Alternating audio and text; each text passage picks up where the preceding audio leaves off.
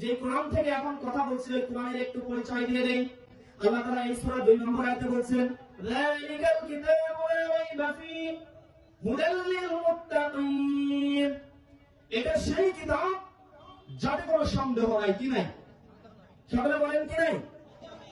এটা এমন একটা কিতাব, এমন একটা বই, এমন একটা সংবিধান, এই কিতাবের ভিতরে কোনো রকম কোনো সন্দেহ নাই, কোনো ভুল নাই, কোনো বিভ্রান্তি নাই। এই কোরআনের কথা বলছি, সেই কোরআনের পরিচয় পেয়েছি তো।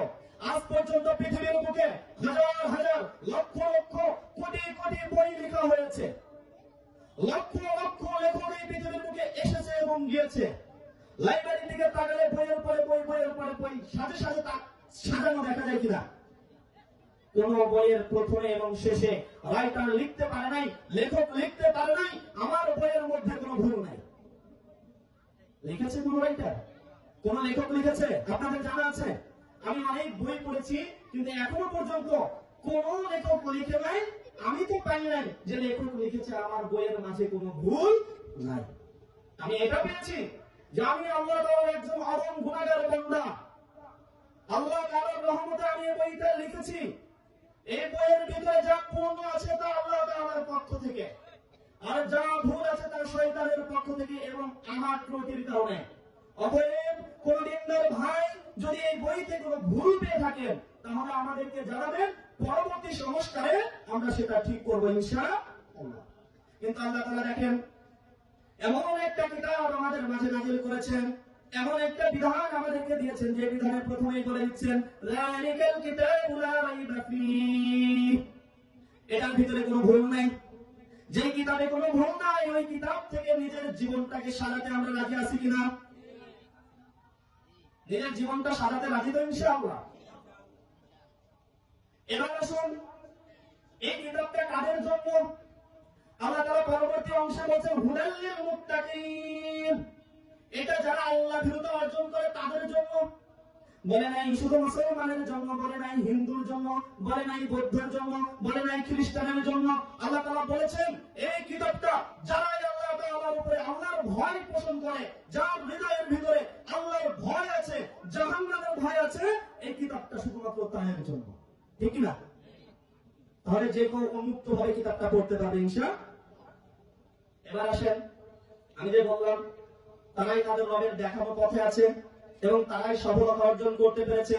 কোরআন থেকে তাদের একটু পরিচয় নিতে কারণ আল্লাহ তাআলা সূরা বাকারার 3 নম্বর আয়াতের ভিতরে বলছেন, আল্লাযীনা ইউমিনুনা বিল গায়বি ওয়া ইয়াকিমুনাস সালাতা ওয়া মিম্মা রাযাকনাহুম ইউনফিকুন। এবার দেখেন কারা কারা নিজের ভিতরে মিলাবেন, দেখবেন সেই গুণগুলো আমাদের ভিতরে আছে কিনা, দেখবেন ওই গুণের অধিকারী হতে আমরা পেরেছি কিনা। যদি ওই গুণের অধিকারী আমরা হতে না পারি, আল্লাহি আল্লাহর কসম, উলাইকা আলা হুদাম মির রাব্বিহিম ওয়া উলাইকা হুমুল মুফলিহুন। তারাই তাদের রবের দেখানো পথে রয়েছে, তারাই সফলতা অর্জন করতে পেরেছে।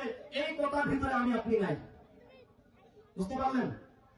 আল্লাহ তাআলা বলছেন, الذين يؤمنون بالغيب ويقيمون الصلاة ومما رزقناهم ينفقون। যারা গায়েবে বিশ্বাস করে, কিসে বিশ্বাস করে?